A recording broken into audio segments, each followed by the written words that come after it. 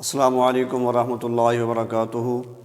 عزیز طلباء، آج کا ہمارا لیکچر حدیث نمبر 5 اور حدیث نمبر 6 کی دہرائی ہے۔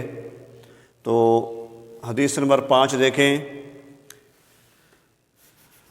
لا یؤمن احدکم حتی یکون ہواہ تبعا لما جئت بہ۔ نبی علیہ الصلوۃ والسلام نے ارشاد فرمایا، لا یؤمن احدکم، تم میں سے کوئی ایک شخص بھی مومن نہیں ہو سکتا، حتی یکون ہواہ، یہاں تک کہ اس کی خواہش ہو جائے، تابع لما جئت بہ، اس کے جو میں لایا ہوں، یعنی جو تعلیمات میں لایا ہوں، جب تک کہ ان کے مطابق، ان تعلیمات کے مطابق تمہاری خواہشات نہیں ہو جاتی، تمہارا اٹھنا بیٹھنا چلنا پھرنا، تمہارے کام کاج شب و روز کے معاملات جب تک اس کے مطابق، یعنی اس تعلیم کے مطابق نہیں ہو جاتے جو میں لایا ہوں، تب تک تم مومن نہیں ہو سکتے۔ تو یہ حدیث اور ترجمہ ہے۔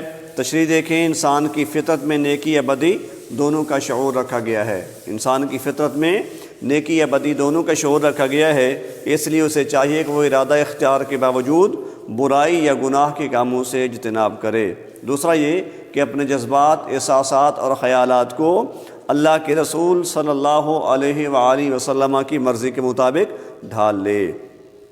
حدیث پاک میں آیا ہے کہ اگر کوئی شخص ایسا نہیں کرتا، کیسا کہ اپنے جذبات، احساسات اور خیالات کو اللہ کے رسول صلی اللہ علیہ وسلم کی مرضی کے مطابق نہیں ڈھال لیتا، تو ایمان کی لذت سے ناواقف ہے۔ دوسرے لفظوں میں اس حدیث میں اطاعت رسول صلی اللہ علیہ وسلم کا پیغام ہے۔ اللہ تعالیٰ کا ارشاد ہے، من یطع الرسول فقد اطاع اللہ، جس نے رسول کریم صلی اللہ علیہ وسلم کی اطاعت کی، گویا اس نے اللہ کی اطاعت کی۔ ٹھیک ہے بیٹا، یہ تھا ترجمہ اور تشریح۔ اس میں مختصر سوالات دیکھیں۔ ایمان کی لذت سے کون سا شخص ناواقف ہے؟ ایمان کی لذت سے کون سا شخص ناواقف ہے؟ اپنے جذبات، احساسات اور خیالات کو جو شخص اللہ کے رسول صلی اللہ علیہ وسلم کی مرضی کے مطابق نہیں ڈھال لیتا، تو وہ شخص ایمان کی لذت سے ناواقف ہے۔ دوسرا سوال، اطاعت رسول پر قرآنی آیت کا ترجمہ لکھیں۔ ٹھیک ہے، میں نے آپ کے سامنے آیت بھی تلاوت کر دی، اور اسی حدیث کی تشریح کی آخری سطر میں اس آیت کا ترجمہ لکھا ہے۔ آیت کچھ اس طرح ہے، من یطع الرسول فقد اطاع اللہ، جس نے رسول کریم صلی اللہ علیہ وسلم کی اطاعت کی، گویا اس نے اللہ کی اطاعت کی۔ تو یہ بھی لکھ سکتے ہیں، اور اس طرح کی اور بھی کئی آیات آپ کے سلیبس میں موجود ہیں کہ جن کو اطاعت رسول کے ضمن میں آپ لکھ سکتے ہیں۔ سورۃ انفال میں بھی موجود ہے بیٹا، اور تفصیلی سوالات اور موضوعی مطالعے میں بھی کئی آیات، جیسا کہ سورۃ الحجرات کی آیت ہے، یا ایھا الذین آمنوا لا تقدموا ید اللہ بین لا تقدموا یا ایھا الذین آمنوا لا تقدموا بین ید اللہ ورسولہ، بین ید اللہ ورسولہ، کہ اللہ اور اس کے اے ایمان والو، اللہ اور اس کے رسول سے آگے نہ بڑھو۔ اسی طرح لا تبطلوا اعمالکم، کہ اللہ اور اس کے رسول کی اطاعت کرو اور اپنے اعمال ضائع نہ کرو۔ ٹھیک ہے بیٹا، کوئی بھی آیت آپ لکھ سکتے ہیں، اور اطاعت رسول پر حدیث کا ترجمہ لکھیں۔ اطاعت رسول پر حدیث کا ترجمہ لکھیں، تو یہی حدیث، یعنی حدیث نمبر 5 جو آج ہم نے پڑھی، آپ اسی کا ترجمہ اطاعت رسول کے ضمن میں لکھ سکتے ہیں کہ نبی علیہ الصلوۃ والسلام نے ارشاد فرمایا، تم میں سے کوئی شخص اس وقت تک مومن نہیں ہو سکتا جب تک کہ اس کی خواہش اس تعلیم کے مطابق نہ ہو جائیں جو میں لایا ہوں۔ ٹھیک ہے بیٹا، تو یہ تھی حدیث نمبر 5۔ اب حدیث نمبر 6 دیکھیں جی، تکمیل ایمان کے اصول۔ حدیث نمبر 6 کا عنوان ہی تکمیل ایمان ہے۔ پہلے حدیث نمبر 6 کا متن اور ترجمہ سماعت فرما لیں۔ من احب للہ و ابغض للہ و اعطى للہ و منع للہ فقد استکمل الایمان، جس نے اللہ کے لیے محبت کی اور اللہ کے لیے بغض رکھا، اللہ کی رضا کے لیے عطا کیا اور اللہ کے لیے روکا، تو اس نے ایمان مکمل کر لیا، اس نے ایمان مکمل کر لیا۔ اس حدیث مبارکہ میں تکمیل ایمان کے 4 اصول بیان کیے گئے ہیں۔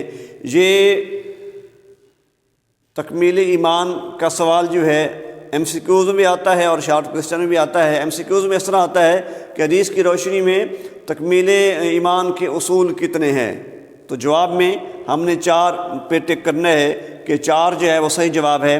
اور اسی طرح شارٹ سوال کچھ اس طرح آتا ہے کہ تکمیل ایمان کے اصول تحریر کریں، تکمیل ایمان کے اصول تحریر کریں۔ تو تکمیل ایمان کے اصول پیج نمبر 61 پہ لکھے ہوئے ہیں، 51 پہ لکھے ہوئے ہیں۔